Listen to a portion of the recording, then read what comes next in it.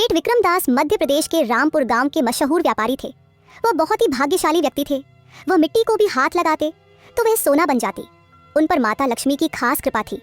भगवान ने उन्हें सब कुछ दिया था, लेकिन कमी थी तो बस एक बेटे की। उनकी 3 बेटियां थीं और एक भी बेटा नहीं था। बेटे की कमी उन्हें अंदर ही अंदर खाई जा रही थी। विक्रमदास हर समय उदास रहते थे। वह बाहर जाकर तो हंस बोल लेते थे, पर घर लौटते ही उदासी छा जाती थी। उनकी पत्नी आरती भी हमेशा चिंता में डूबी रहती थी। इसमें मेरा कोई कसूर नहीं है। अब लड़का या लड़की पैदा करना किसी के बस की थोड़ी ना है। आरती में इतनी हिम्मत नहीं थी कि वह अपने पति के सामने मुस्कुराते हुए खड़ी हो जाए। वहीं दूसरी तरफ विक्रमदास की माँ कमला ये सोचती रहती थी कि शायद बहू ही मनहूस है, उसी के कदमों से घर में बेटे की कमी है। मेरे रतन जैसे बेटे की किस्मत ही फूट गई। कभी उसका चेहरा अनार के दाने की तरह चमकता था, मगर अब वह चमक जैसे कहीं खो गई हो। न होठों पर पहले जैसी मुस्कान रही और न ही आंखों में वही पुरानी चमक। यह तो जैसे अपनी ही परछाई बनकर रह गया है। अरे माँ, तुम ऐसी बातें मत किया करो। अब क्या बोलूं मैं। देखो, जो किस्मत में लिखा ही नहीं है उसके लिए आंसू बहाना बेकार है। मैंने मान लिया है कि हमारा वंश यूं ही खत्म हो जाएगा। हमारी तकदीर में बेटे का सुख लिखा ही नहीं था। बस तुम्हारी बातें सुनकर दिल भारी हो जाता है और आंखें भर आती हैं। इसी तरह समय बीतता जा रहा था। एक दिन गांव की गली में एक बाबा जी आ पहुंचे। औरतों को जैसे मनोरंजन का एक नया बहाना मिल गया। वे उत्साह से अपने हाथ दिखाने लगी। कोई अपने भविष्य के बारे में पूछ रही थी तो कोई अपने दुखों का उपाय। तभी भीड़ में खड़ी विक्रमदास की माँ कमला अचानक बोल उठी, आरती, जरा इधर आकर तू भी बाबा जी को अपना हाथ दिखा ले। देख तो सही तेरी किस्मत में क्या लिखा है। शायद कोई बड़ी बात पता चल जाए या तेरी परेशानियों का कोई हल मिल जाए। माँ जी, हाथ दिखाने से क्या होगा? हाथ दिखाने से तकदीर थोड़ी ना बदल जाएगी। जो किस्मत में लिखा है वो तो होकर ही रहेगा। मगर इसमें हर्ज क्या है? एक बार दिखा लेना, क्या पता बाबा जी कुछ अच्छा ही बता दें। आरती सास के डर से धीरे धीरे बाबा जी के पास आ गई और अपने हाथ उनके सामने फैला दिए। सारी औरतें चुपचाप खड़ी होकर देखने लगी। बाबा जी ने उसके हाथ की लकीरों को ध्यान से देखा, फिर धीरे से कहा, तुम्हारे घर में हमेशा किसी न किसी बात को लेकर क्लेश, झगड़ा बना रहता है। न कभी शांति रहती है न सुकून। हर समय तनाव और तकरार का माहौल छाया रहता है। ठीक कहा पंडित जी। लेकिन यह क्लेश बाहरी नहीं बल्कि मन का है, जो अंदर ही अंदर तुम्हें बेचैन करता रहता है।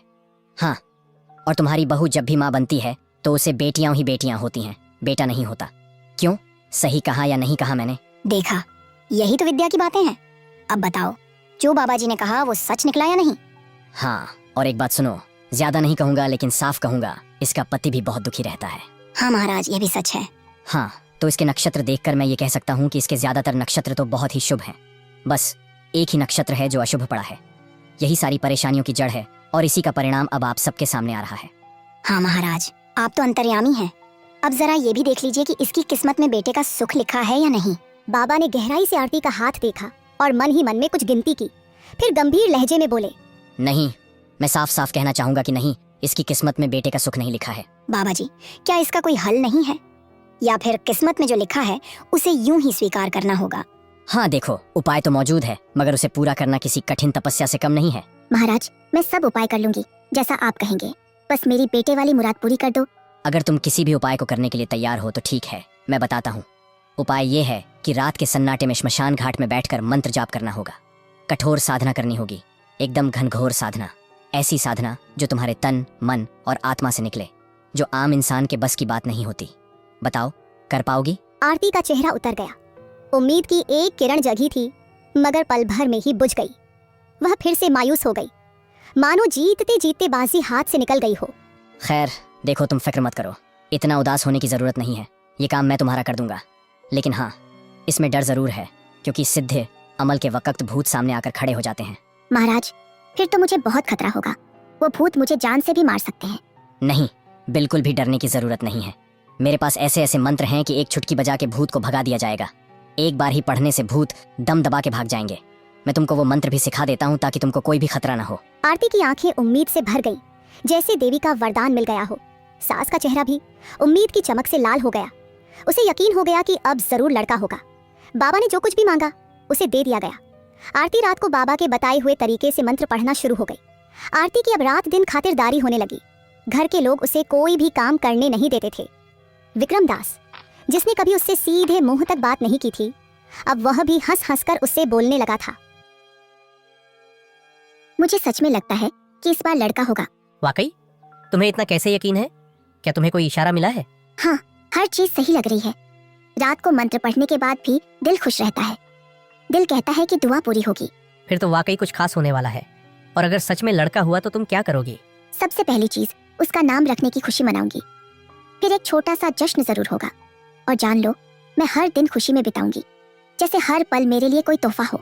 तुम तो वाकई खुश नजर आ रही हो, लेकिन तुम्हें डर नहीं लगता कहीं भूत या कोई बुरी शक्तियां कुछ कर न दे?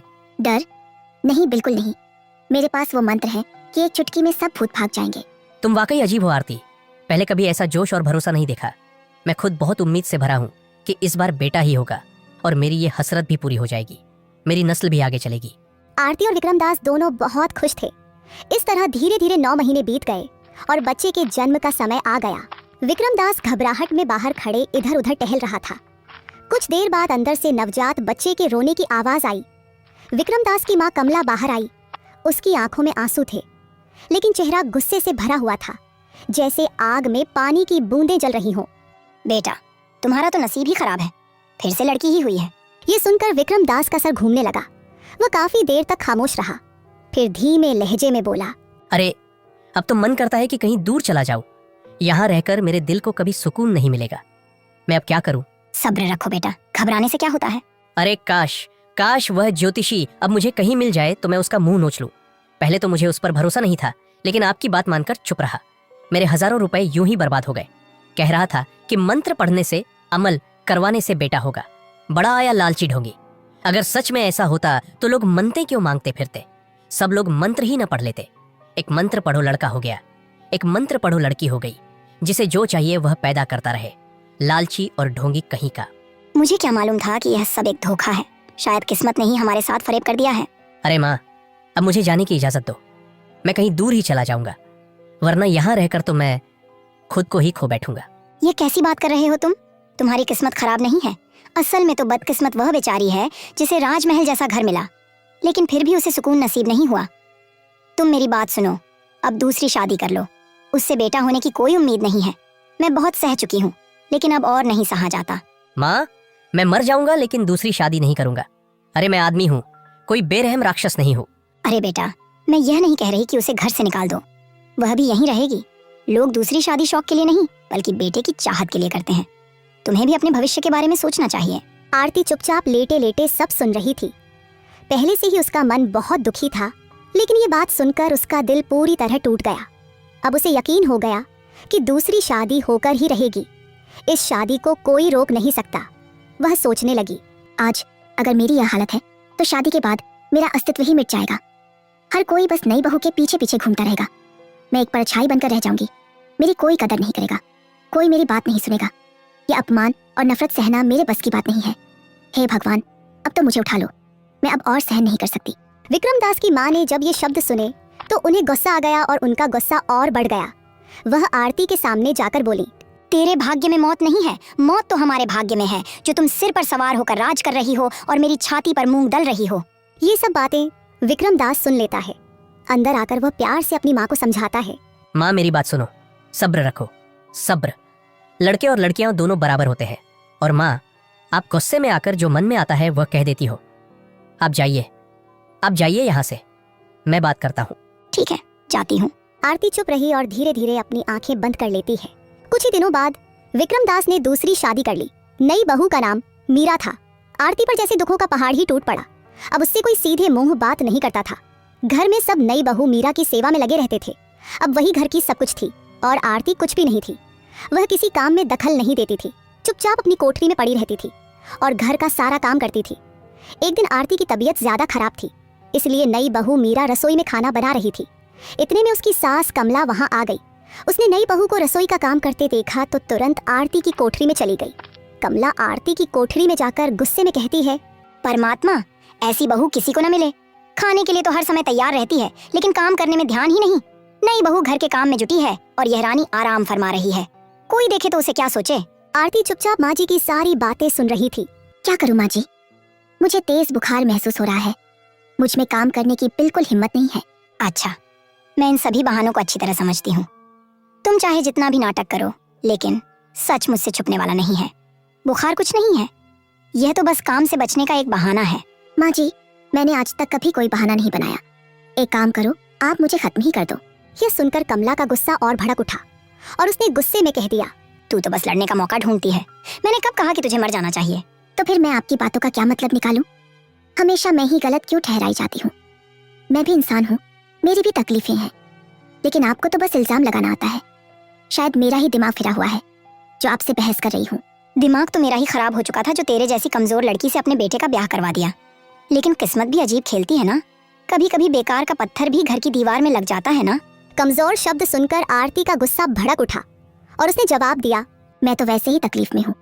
हालत धीरे धीरे बिगड़ रही है, लेकिन किसी को मेरी परवाह नहीं। इलाज के बारे में सोचने के बजाय बस लड़ाई झगड़े में ही आपका ध्यान लगा रहता है। हे परमात्मा, ऐसी सास किसी दुश्मन को भी ना दे। फिर वह जोर जोर से रोने लगी, इतनी जोर से कि पूरा मोहल्ला इकट्ठा हो गया। मोहल्ले वाले चुपचाप तमाशा देखने लगे। आरती चिल्ला चिल्लाकर अपनी शिकायतें सुनाने लगी। इस बहू ने तो मेरी इज्जत को धूल में मिला दिया, थोड़ा सा भी सम्मान नहीं रखा।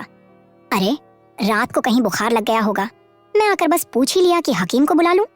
बस इतनी सी बात पर मुझे गाली देने लगी। बोली, तुझे मेरे बुखार की क्या परवाह है? अब तुम्हें तब पता चलेगा जब तुम्हारे बेटे और बहू को बुखार चढ़ेगा। मोहल्ले की महिलाएं चुपचाप सुन रही थीं, मगर कोई कुछ नहीं बोला। मैंने कहा, मुझे चाहे जितनी भी गालियां दे लो, लेकिन इस नई बहू का क्या कसूर? इतने में ही नाम लेकर रोने लगी और मुझे कोसने लगी। अब तुम लोग ही बताओ, मेरा क्या दोष था? मोहल्ले की सभी औरतें चुप थीं। वे जानती थीं कि आरती ऐसी औरत नहीं है, मगर फिर भी उन्होंने मुंह से कुछ नहीं कहा। उनके दिल कह रहे थे कि सास जानबूझकर आरती को बदनाम कर रही है, मगर कोई बोलने की हिम्मत नहीं कर सका। पूरा दिन बीत गया, लेकिन आरती को कोई दवा नहीं मिली, न ही कोई उसे देखने आया। रात को तेज बुखार की वजह से उसकी मौत हो गई।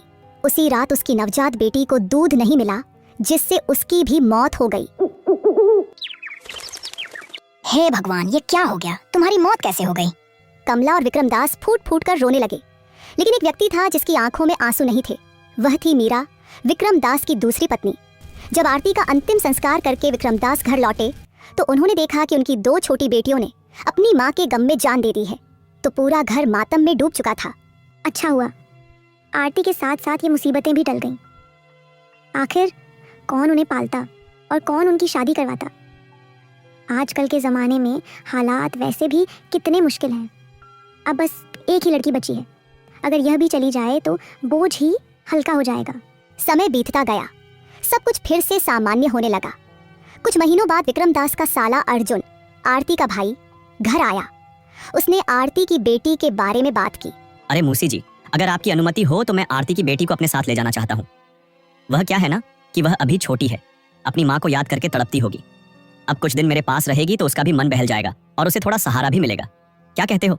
कमला के लिए यह सुनहरी मौका था जिसे वह गंवाना नहीं चाहती थी। वह फौरन तैयार हो गई, मानो उसी पल का वह इंतजार कर रही हो। बेटा, हम कौन होते हैं तुम्हें रोकने वाले? ले जाओ। यहाँ वह सारा दिन अपनी माँ के बारे में ही पूछती रहती है। मामा के घर जाएगी तो उसका भी मन भी लगेगा। अर्जुन बच्ची को लेकर चला गया। कमला ने चैन की सांस ली। समय बीतता गया और वह समय भी आ गया जिसका सभी को इंतजार था। मीरा के बच्चे के जन्म के समय विक्रमदास घबराए हुए घर के बाहर खड़े थे। हे भगवान, हे भगवान, कृपा करो, आपके बिना और किसी का सहारा नहीं है। कृपा करो भगवान, कृपा करो। इतने में कमला कमरे से बाहर आई। विक्रमदास बेचैनी से उसकी ओर बढ़ने लगा। क्या हुआ माँ, लड़का हुआ है या लड़की? लड़का हुआ है बेटा। विक्रमदास और कमला की खुशी का ठिकाना न रहा। उन्हें लगा जैसे उनकी सारी मुरादें पूरी हो गई हों। हे भगवान, अरे देर से ही सही, लेकिन आपने आज मेरी प्रार्थना सुन ली। इतने दिनों की तकलीफ और चिंता के बाद आखिरकार हमें राहत मिली। अब मुझे जिंदगी से और कुछ नहीं चाहिए, बस आपका आशीर्वाद बना रहे भगवान। समय बीतता गया, साल गुजर गए। एक दिन विक्रमदास घर में बैठकर शराब पी रहा था। उनका बेटा रोहन उन्हें ध्यान से देख रहा था। तभी मीरा वहां पहुंच गई। माँ, पापा क्या कर रहे हैं? पापा हर रोज रात को क्या पीते हैं? मीरा अपने बेटे के सवाल पर चौंक गई और बोली, कुछ नहीं बेटा, तुम्हारे पापा पूरा दिन काम करके थक जाते हैं ना, इसलिए वे शाम को जूस पीते हैं। इससे उनकी थकान दूर हो जाती है और उन्हें अच्छी नींद आती है। अच्छा माँ, क्या जूस पीने से नींद अच्छी आती है? हाँ बेटा, जूस पीने से अच्छी नींद आती है। तो माँ, मुझे भी जूस पीना है। मुझे भी रात को नींद नहीं आती है, मुझे भी जूस पीना है। माँ, नहीं नहीं बेटा, अभी तुम छोटे हो और छोटे बच्चे जूस नहीं बल्कि दूध पीते हैं ताकि वे सेहतमंद और मजबूत बन सके। जब तुम बड़े हो जाओगे तब जितना चाहो जूस पी सकते हो, लेकिन अभी तुम्हारे लिए दूध ही सबसे अच्छा है। लेकिन रोहन के दिमाग में माँ की बचपन वाली बात गहरी बैठ गई थी। जूस पीने से अच्छी नींद आती है, और बड़ा होते होते उसने जूस नहीं बल्कि शराब को ही सुकून का रास्ता समझ लिया। समय बीतता गया। अब रोहन 20 साल का हो चुका था। उसे धीरे धीरे शराब और जुए की बुरी लत लग गई थी। वह अपनी जिंदगी खुद ही बर्बाद कर रहा था, सब कुछ तबाह कर चुका था। यहाँ तक कि उसने अपने माता पिता को मारने की धमकी देकर उनका घर तक बेच दिया था। उधर अर्जुन ने विक्रम दास की छोटी बेटी आरती की बेटी को संभाला, पढ़ाया और हर कदम पर सहारा बना। उसकी मेहनत और लगन ने उसे इतना काबिल बना दिया कि वह डॉक्टर बन गई।